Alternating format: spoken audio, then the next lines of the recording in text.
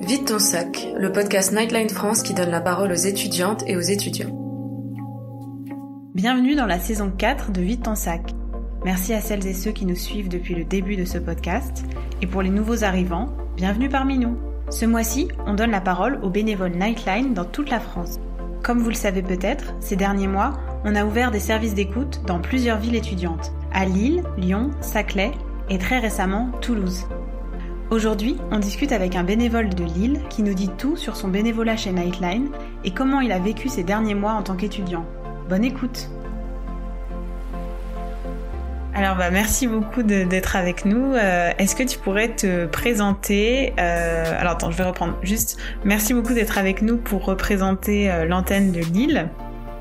Est-ce que tu pourrais te présenter alors sans donner ton identité, donc tu peux choisir un nom fictif si tu le souhaites, et puis nous dire quel âge tu as, qu'est-ce que tu fais comme études, voilà, sans donner trop de détails. Ok, pas de souci. Et écoute, on va dire que je m'appelle Alexis. Je trouve que c'est un beau prénom. Et du coup, j'ai 23 ans personnellement et je suis en L3 dans le domaine de l'environnement, en gros. Et du coup, voilà, un petit parcours un peu compliqué, mais aujourd'hui, je suis dans le domaine santé, environnement, etc. Voilà. D'accord, ok. Et donc tu habites à Lille, c'est ça? Yes.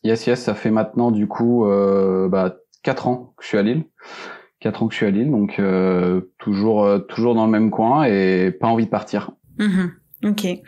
Justement, on va y revenir, je pense, sur la vie étudiante à Lille.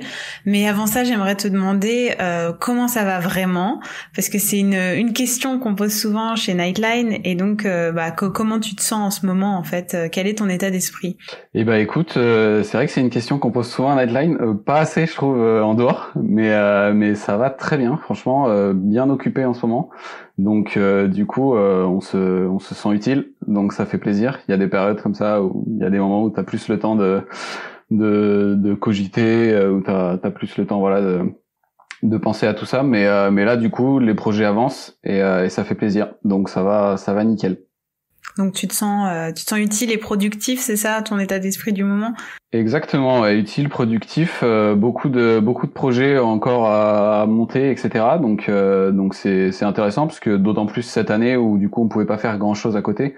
Là ça fait plaisir d'avoir vraiment un horizon où t'as des projets, t'as des gens qui comptent sur toi, donc t'as un peu de pression forcément, mais par contre c'est de la bonne pression et ça te donne envie de bien bosser quoi.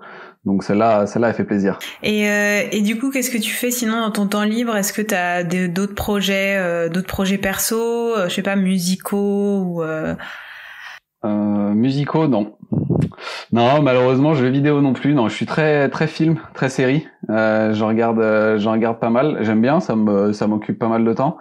Après à côté des projets, j'avoue que là ces derniers temps c'était vraiment full partiel. Donc au final après c'était vacances, donc vacances c'était full dodo et série quoi. Donc c'était pas passionnant, mais à part ça je m'étais aussi inscrit en tant que tuteur. J'avais été recruté en tant que tuteur aussi à ma fac, donc ça m'occupait quand même pas mal de temps. Je donnais des cours. Donc des petits cours à côté, donc ça aussi c'était cool, c'était complémentaire avec Nightline aussi, donc c'était intéressant. Mais là du coup depuis quelques temps puis une fois que t'es en stage, à vrai dire, à côté t'as pas un milliard de d'occupations parce que tu rentres chez toi, il est 19h, donc c'est pas, les journées sont vite passées et tu t'endors à 20h30. Donc c'est pas ouf. Mais vraiment ouais, c'est des rythmes étranges, mais ça fait plaisir aussi de reprendre un rythme plus ou moins normal entre grosses guillemets, même s'il n'y a pas vraiment de rythme normal, de rythme normaux, mais là un rythme un peu où bon tu sens que voilà c'est intéressant je trouve de jouer entre les deux justement, où c'est toi qui diriges ton rythme et aussi où voilà c'est aussi les gens qui te motivent à te lever le matin, parce qu'autrement quand c'est toi qui dirige ta journée, c'est plus complexe de te motiver quand ton réveil il sonne à 8h, de pas rester dans ton lit à regarder des TikTok jusqu'à 10h quoi. Ah donc tu es sur TikTok? Ça m'arrive, ouais, malheureusement ça pour le coup c'est pas une belle découverte. Alors je ne fais absolument rien, hein. C'est là pour le coup je suis un piètre danseur, chanteur, etc. Mais par contre faut reconnaître que je trouve qu'il y a il y a un truc créatif pour certains. Alors c'est comme tout, hein, t'as à boire et à manger, mais pour beaucoup t'as un truc créatif, mais ça te bouffe, mais 4 heures sans que tu t'en rendes compte, c'est dramatique. C'est la pire. Déjà, je trouvais que les réseaux sociaux c'était pire, c'était vraiment mauvais pour ça. Mais TikTok, petit à petit, je commence à m'en éloigner parce que bah en fait tu fais plus rien à côté, quoi. Donc voilà, ça, mauvaise découverte pour ce côté-là, quoi. D'accord, ok. Et alors du coup, sur ton engagement chez Nightline, ça fait combien de temps que tu es bénévole à Nightline Lille, du coup?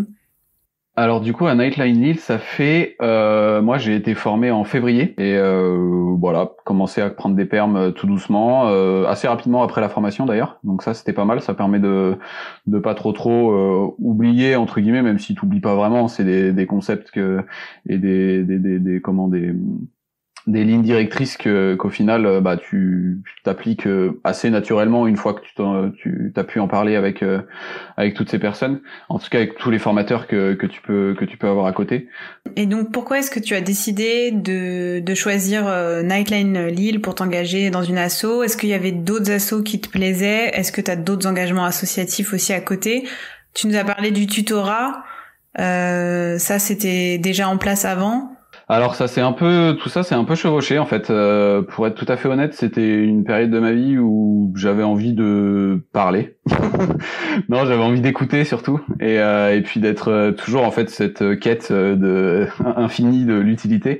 Donc ouais, ça s'est passé. C'était plutôt fin 2020 du coup. Donc en plus pour ma part, c'était du coup la fin aussi des cours en présentiel. Donc on a eu des cours un peu en présentiel au début de l'année, ça commençait à descendre, donc on a compris petit à petit que clairement cette année ça allait être autant la merde que l'année dernière, donc en tout cas que la fin de l'année dernière. Donc du coup je me suis intéressé à ça. Et après, pourquoi Nightline?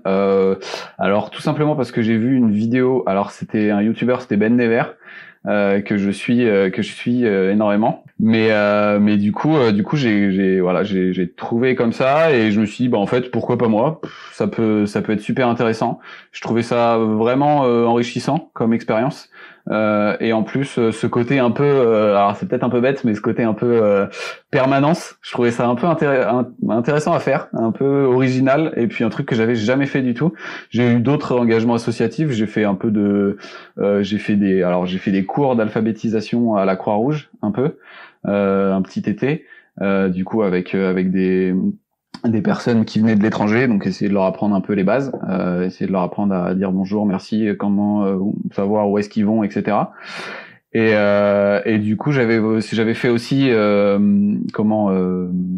bénévole pour faire des maraudes, donc ça je l'ai fait pendant 2 ans.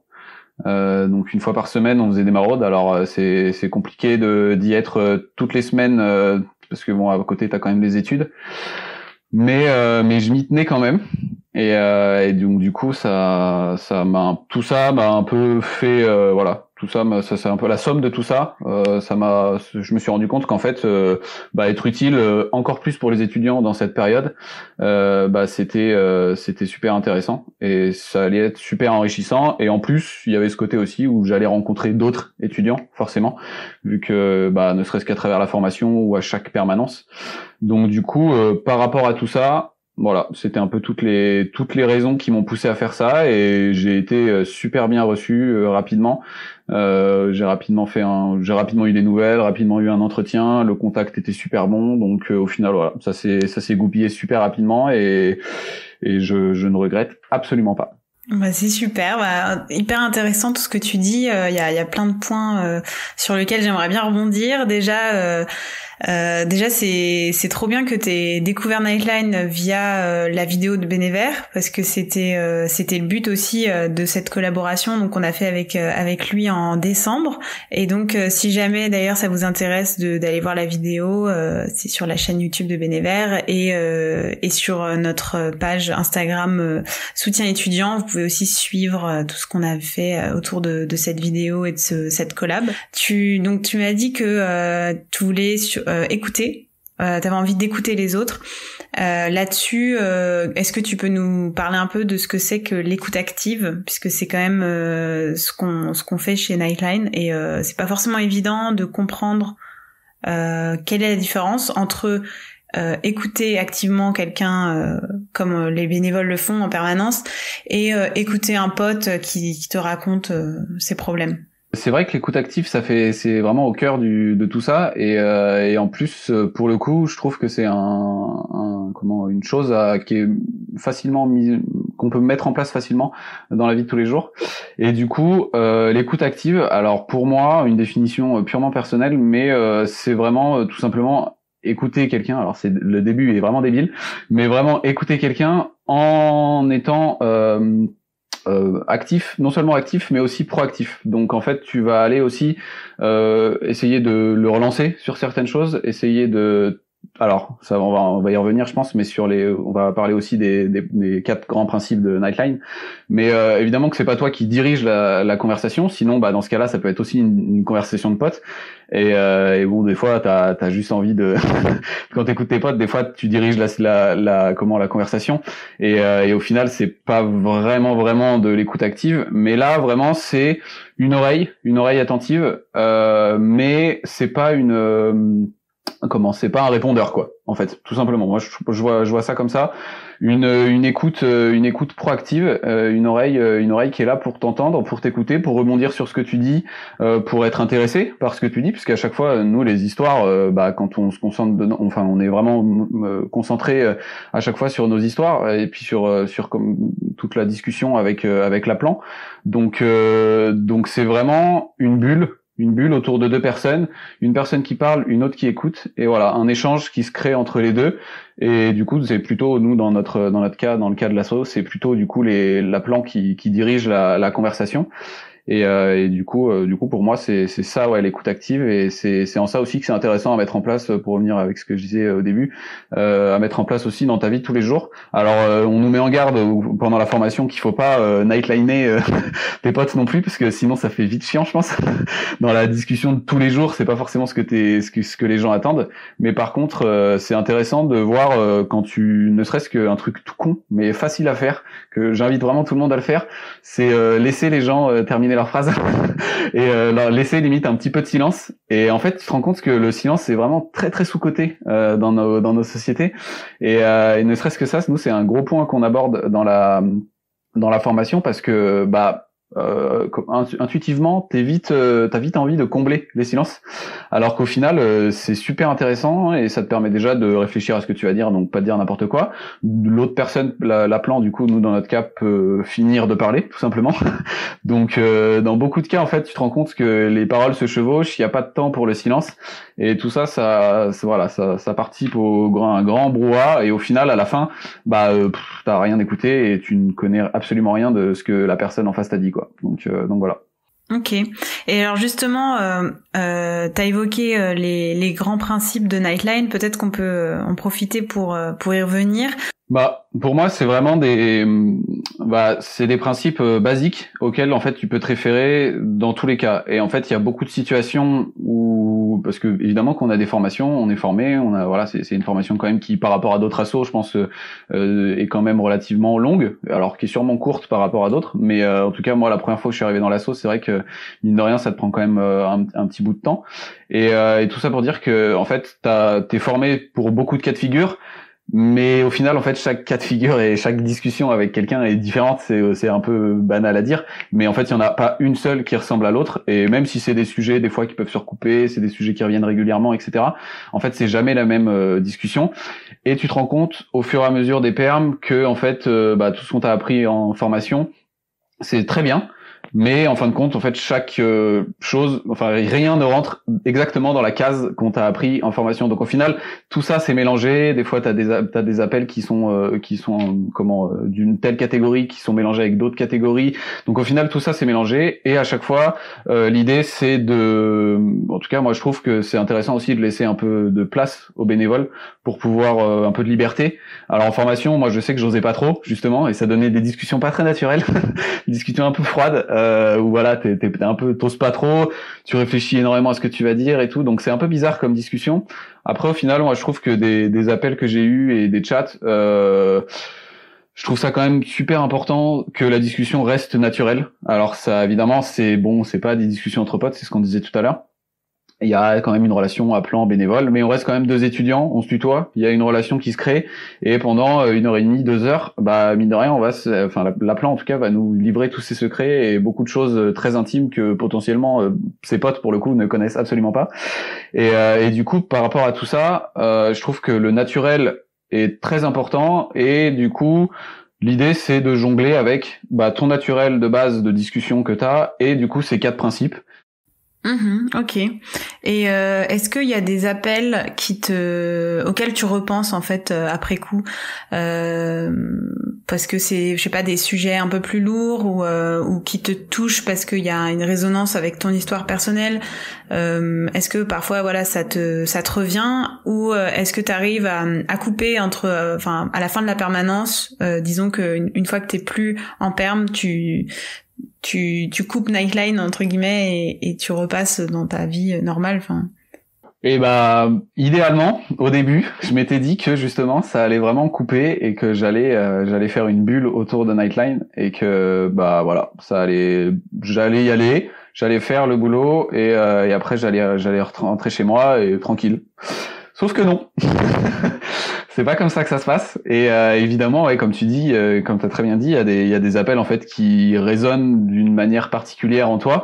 Pour autant, c'est pas forcément, moi en tout cas, c'est pas toujours en tout cas les sujets les plus qu'on pourrait considérer, même s'il y a pas vraiment d'échelle de gravité, mais qu'on pourrait considérer comme grave.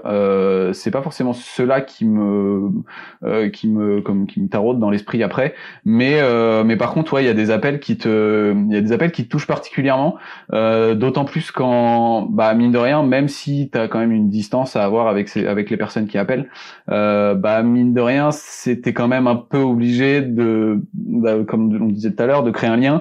Et des fois, c'est compliqué parce que, en fait, au bout de 2 heures, tu la reverras plus, quoi. C'est bête à dire, mais du coup, ça fait bizarre d'être aussi proche de quelqu'un très très intense, de manière très intense pendant 1h30, 2 heures pour les chats. Mais et après du coup c'est fini, quoi. Et en un claquement de doigts comme ça, voilà, c'est fini, 2 heures, et après faut que tu repasses à quelque chose d'autre. Alors ce qui aide beaucoup, c'est justement pas mal en discuter, que ce soit avec les bénévoles ou en réunion de partage. Mais ouais, il y a des appels auxquels tu repenses. Après, je pense que c'est pas forcément une mauvaise chose. Perso, je pense qu'on est vraiment la somme de tout ce qui nous arrive dans la vie. Donc le fait d'avoir justement toutes ces histoires, alors évidemment qu'il faut pas, je pense, ne pas se torturer l'esprit avec tout ça, parce que sinon ça fait vite mal au crâne. Mais par contre, le fait de savoir qu'elles existent, de savoir aussi tout bêtement que tu as été utile à ces personnes, voilà, que ça, en fait, que ce moment-là a existé. Ce moment-là a eu un début, une fin, mais voilà, pendant 1h30, 2 heures, t'as été à l'écoute de quelqu'un, et je pense que aujourd'hui, ça fait un peu discours de Miss France, mais ça fait un beau cadeau d'être à l'écoute de quelqu'un, parce que malheureusement c'est trop rare, et au final c'est à la limite plus les appels où les gens ça peut être des discussions relativement légères entre guillemets, où les thèmes sont pas lourds, il y a pas de risque, il y a rien. Et au final, en fait, tu te rends compte que si tu discutes, ça pourrait être des gens, et c'est des gens que tu peux croiser à la fac, quoi. Donc, il y a un truc où, tu fais, voilà, tu crées un lien avec ces personnes-là, et je trouve que, au final, l'appel qui m'a le plus marqué, là, si j'y repense, c'est la première fois qu'on m'a dit, merci, ça, t'as été utile, quoi. Merci pendant 1h30, ça m'a beaucoup aidé, et limite, tu te sens un peu con, quoi. T'es là, tu fais, de rien. Tu savais pas quoi dire, t'es un peu perdu, tu fais, waouh, qu'est-ce qui se passe? Et au final, là, si j'y repense, c'est celui qui m'a le plus marqué, c'est le premier où il y a un vrai échange, et où la personne est reconnaissante. Alors on fait pas ça pour ça, hein, c'est pas le but, mais par contre mine de rien, quand t'as été à l'écoute et quand t'as fait tout ça pendant 1h30, 2 heures, ça fait toujours plaisir, et c'est décuplé justement dans ces instants-là, quoi. Un merci dans la vie de tous les jours, tu rends la monnaie, merci. Bon, par contre là, un merci dans ces moments-là où la personne s'est livrée, où la personne t'a fait confiance, mine de rien, c'est quand même une grosse relation de confiance. C'est ce genre d'appel, je trouve, auquel je repense de temps en temps, quoi. Ok. Et justement, tu as parlé des différents thèmes. Tu disais, il y en a pas qui sont plus, il y a pas des thématiques plus ou moins importantes que d'autres. Est-ce que selon toi, il y a des bonnes raisons d'appeler Nightline, ou est-ce que toutes les raisons sont bonnes? Et justement, en fait c'est ça que je trouve qui est très intéressant, c'est qu'il n'y a pas de bonne raison d'appeler Nightline. En fait, la seule raison pour laquelle tu peux appeler Nightline, c'est d'être écouté et d'avoir justement ce service d'écoute active, d'être écouté par quelqu'un. C'est pas écouté par un psy ou écouté, voilà, c'est autre chose. On propose pas du tout le même service, mais écouté par quelqu'un qui a ton âge, qui potentiellement du coup a vécu des choses similaires. Donc on disait des fois ça résonne en toi en fonction des thèmes, c'est ce qu'on disait tout à l'heure. Donc il n'y a pas vraiment de bonne raison.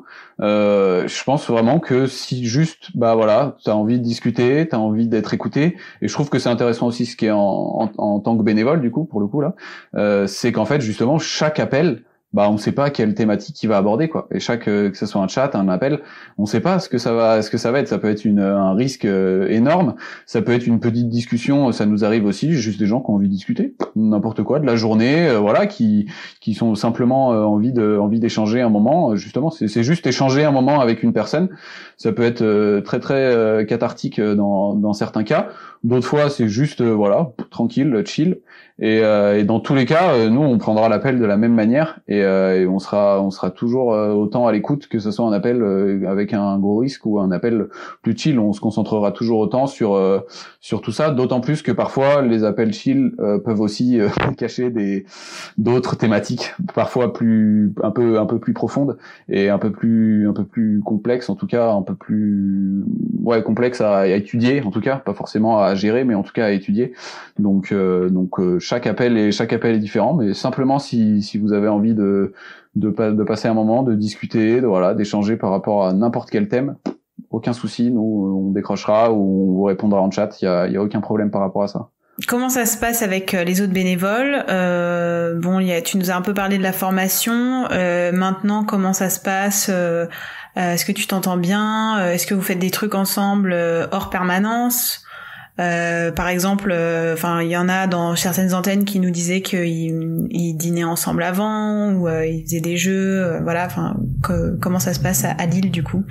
Donc les relations avec les autres bénévoles, elles sont vraiment très bonnes, et c'est pas pour être gentil, c'est pas pour pas me faire péter la gueule la prochaine fois en permanence, mais non, elles sont vraiment géniales parce que déjà le souvenir le plus lointain, c'est les formations, les week-ends de formation, et déjà rien que ça en fait, c'est ce que je te disais tout à l'heure, en fait c'est juste partager un week-end où du coup on bosse toute la journée quand même, les 2 week-ends, partager un week-end avec des étudiants qui viennent pas de ta branche, même des étudiants, franchement ça aurait fait plaisir, même de ta branche, même de ta classe, ça faisait plaisir, mais là en plus ça permet d'ouvrir un peu tout ton champ des possibles et de rencontrer encore plus de personnes.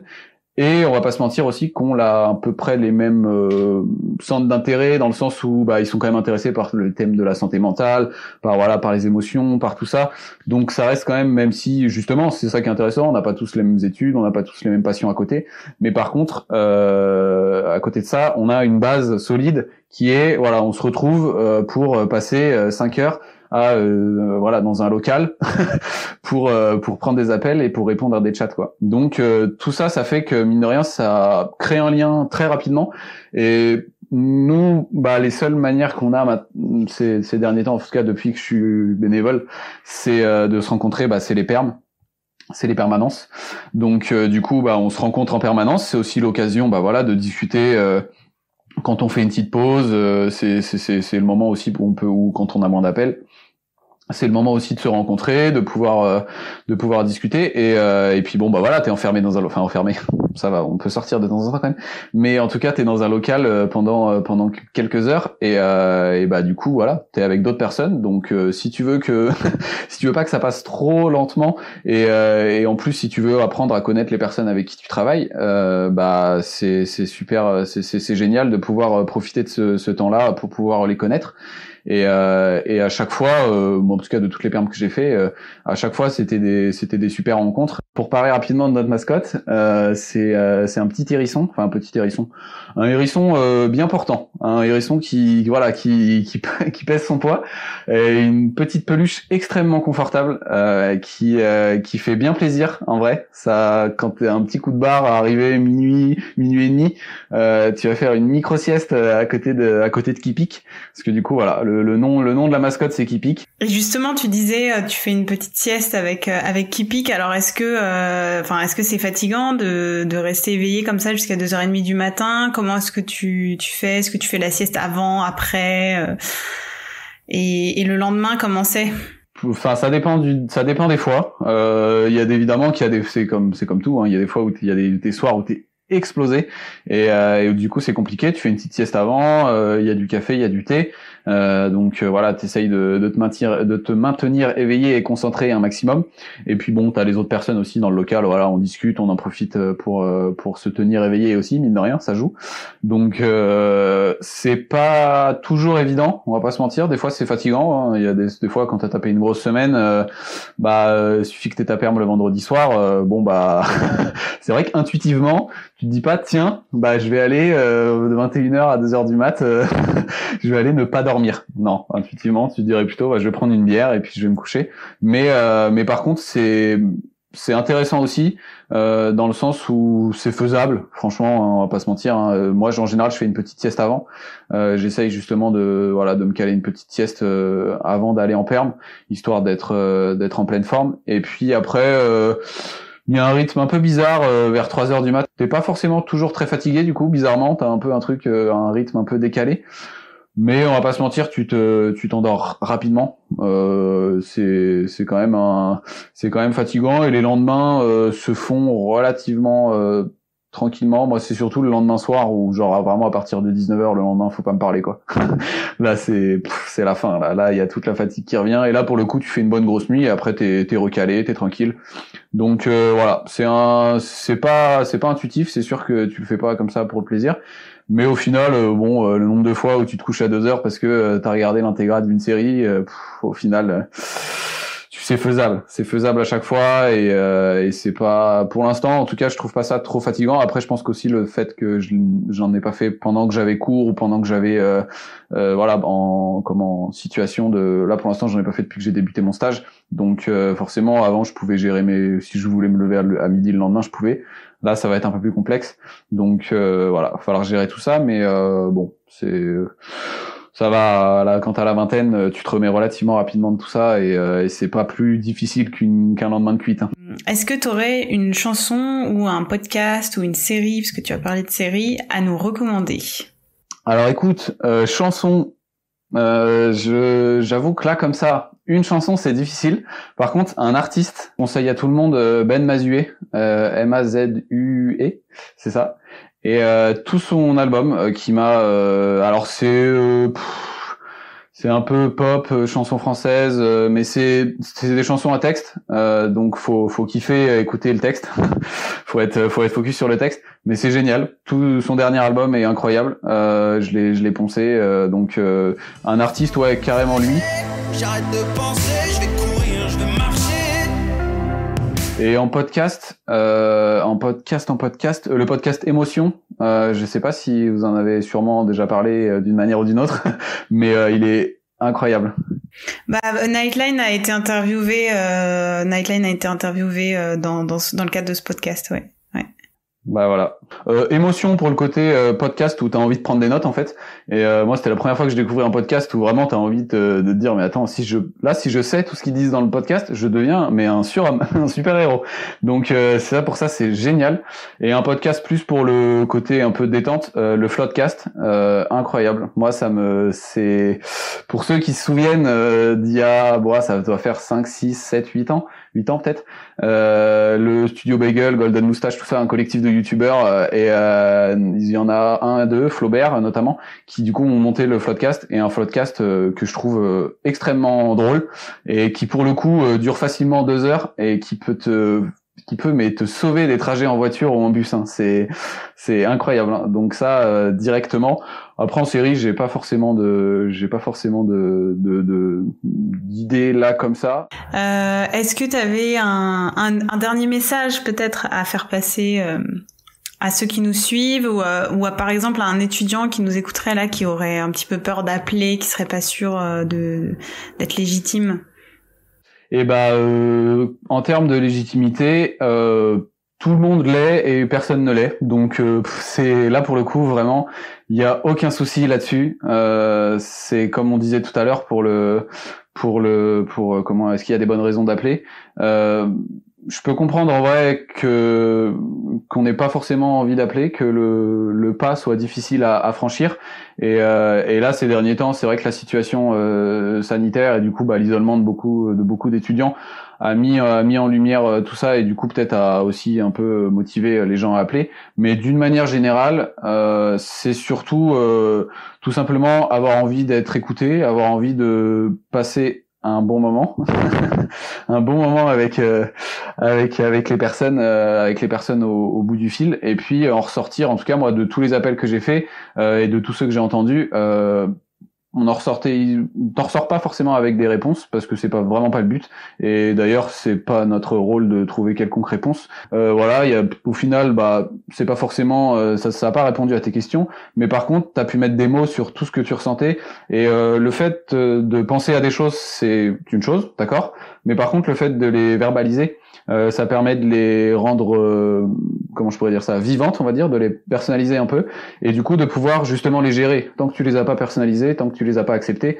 c'est plus compliqué de les gérer, et du coup ça peut être un des moyens justement d'en parler. Ça peut être des amis, ça peut être la famille, ça peut être des proches, peu importe. Mais si tu veux une écoute totalement anonyme, où c'est toi qui diriges la conversation, où la personne au bout du fil te jugera sous aucun prétexte, voilà, tu peux appeler, et il y aura toujours quelqu'un au bout du fil pour pouvoir t'écouter et pour pouvoir essayer de t'accompagner dans ce chemin-là, quoi. Trop bien, merci beaucoup pour ce beau message pour clôturer ce petit épisode de podcast. C'était hyper intéressant d'en savoir plus sur la vie de bénévole et puis sur l'antenne lilloise. Et on te souhaite une bonne continuation dans ton stage et chez Nightline. Et merci à toi surtout. Merci de nous avoir écoutés. On se retrouve au prochain épisode de Vide ton sac, où on discutera avec un bénévole de Nightline Saclay. D'ici là, prenez soin de vous, demandez à vos potes comment ils vont vraiment, et parlez de Nightline à vos proches. On est là pour vous. Abonnez-vous à notre chaîne YouTube pour ne pas rater nos prochains contenus. Suivez-nous sur Facebook, Instagram et Twitter @Nightline France. À bientôt dans Vide ton sac.